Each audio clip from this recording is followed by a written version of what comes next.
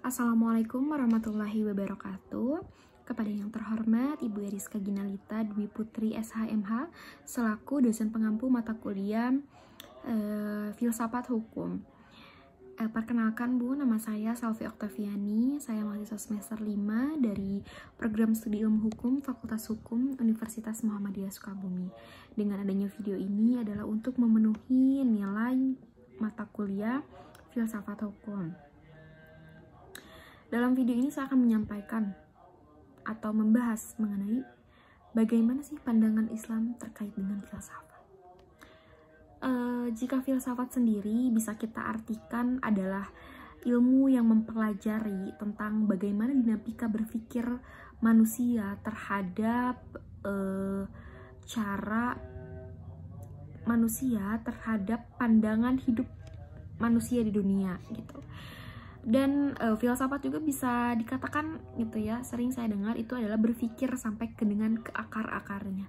Artinya filsafat itu bukan suatu hal yang mudah gitu. Ketika kita harus mengkaji suatu kebenaran, itu harus benar-benar dari faktanya, harus benar-benar dari akarnya, seperti apa sih yang terjadi. Mungkin itu secara singkat tentang filsafat dan bagaimana sih filsafat dalam pandangan Islam gitu. Islam,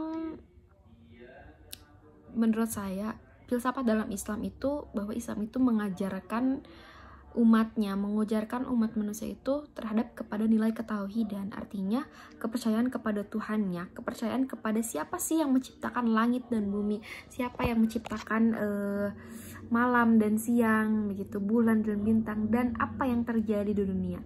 Filsafat dalam Islam juga menurut saya bukan hanya tentang persoalan duniawi, tapi dengan persoalan akhirat, bahwa Islam mengajarkan kita tuh hidup bukan hanya di dunia. Perjalanan kita di dunia akhirat itu adalah perjalanan yang sebenarnya, yang nyatanya seperti akan kita alami gitu. Islam mengajarkan hal seperti itu untuk umatnya mengetahui dan menanamkan kepercayaan dalam dirinya bahwa Allah adalah Tuhan satu-satunya, bahwa tiada Tuhan selain Allah. Selanjutnya adanya ajaran tentang akidah, tentang syariah, dan ajaran tentang akhlak atau etika, bahwa 3 aspek ajaran dalam Islam itu masing-masing memiliki perspektif bagian keilmuan. Dari ajaran akidah muncullah ilmu kalam, dari ajaran syariah muncullah ilmu fikih, dan dari ajaran akhlaklah muncul ilmu akhlak atau etika. Dari sudut ini terjemaah filsafat ilmu ini dapat digunakan sebagai suatu yang lazim. Maka yang dimaksud dengan filsafat tentang ilmu seperti filsafat teologi atau kalam, filsafat Islam atau hukum fikih, dan sesungguhnya juga diberisikan filsafat tentang Tuhan dan manusia dalam perspektif Islam. Dalam konteks ini, maka filsafat agama yang ditulis oleh Harun lebih tepat disebut dengan filsafat teologi Islam, filsafat kalam, dan atau filsafat Islam.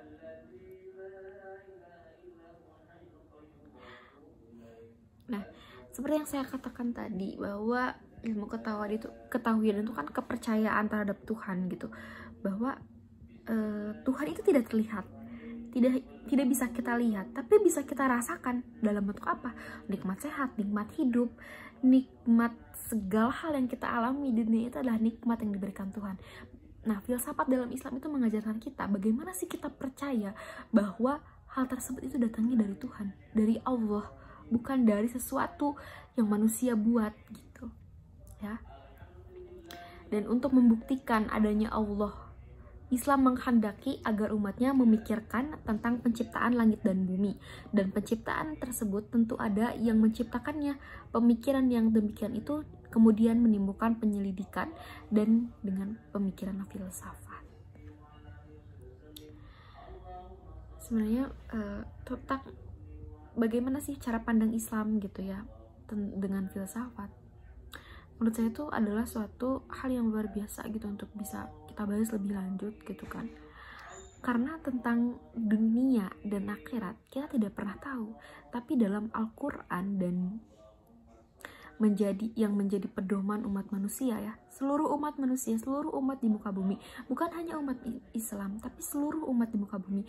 Bahkan dalam Al-Quran itu terdapat jawaban-jawaban atas pertanyaan manusia, jawaban-jawaban yang dibutuhkan manusia sebagai pedoman hidup manusia dalam Al-Quran gitu. Dan filsafat mengajarkan kita sampai ke sana. Sampai dalam Al-Quran dijelaskan bahwa Tuhan itu adalah dekat dengan kita, karena sedekat kita dengan urat nadi gitu kan. Urat nadi kan ada di mana, ada di sini, ada di sini ya. Suatu apa ya, kerangka berpikir bahwa Tuhan itu dekat dengan kita, artinya Tuhan itu ada dekat dengan kita gitu, meskipun tidak terlihat. Tapi dengan kepercayaan, ketahuidan kita terhadap Allah, terhadap Tuhan, meyakini bahwa Tuhan itu memang ada gitu. Dengan segala nikmat dan karunia yang dirasakan oleh manusia gitu ya, termasuk penciptaan langit dan bumi.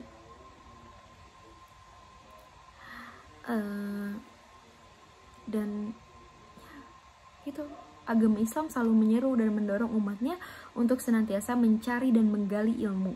Oleh karena itu,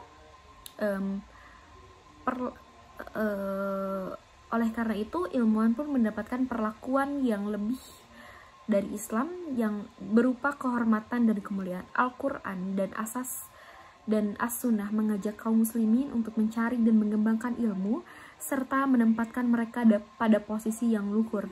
Beberapa ayat pertama yang diwahyukan Nabi Muhammad SAW menandaskan pentingnya membaca, menulis, dan belajar mengajar.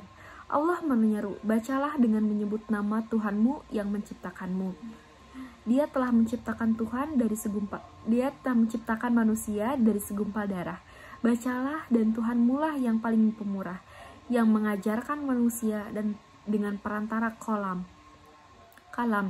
Dia mengajarkan kepada manusia apa yang tidak diketahuinya. Dalam Quran surat Al-Alaq 1-5 diketahui bahwa surat Al-Alaq itu adalah surat yang pertama kali Allah turunkan kepada Nabi Muhammad untuk umat manusia, yang arti yang sangat luar biasa gitu ya. Jika diartikan, jika dikaji, ayat ini tuh bukan hanya sekadar kita harus membaca, tapi kita harus menelaah bahwa Dia telah menciptakan manusia dari segumpal darah, mengajarkan manusia untuk berkerangka berpikir lebih luas gitu. Selanjutnya akan saya sampaikan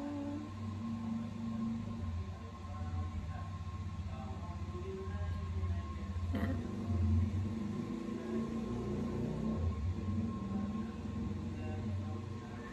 mengenai tentang penciptaan alam. Al-Quran menjelaskan bahwa malaikat pun diperintahkan untuk sujud kepada Adam setelah Adam diajarkan nama-nama, dan dia mengajarkan kepada Adam nama-nama benda seluruhnya. Kemudian mengemukakan kepada malaikat dan berfirman, sebutkanlah kepadaku nama-nama benda itu. Jika kamu menang, memang orang-orang yang benar. Mereka menjawab, Maha suci Engkau, tidak ada yang kami ketahui selain apa yang telah Engkau ajarkan kepada kami. Engkau yang Maha Pengetahui lagi Maha Bijaksana. Terdapat pada Quran surat Al-Baqarah ayat 31 dan ayat 32. Mungkin itu saja yang dapat saya sampaikan mengenai bagaimana sih cara pandang Islam terkait dengan filsafat gitu. Mohon maaf atas segala kekurangan dan kesalahan saya dalam melakukan menyampaikan gitu ya materi ini. Billahi fisabilillah, fastabiqul khairat. Wassalamualaikum warahmatullahi wabarakatuh.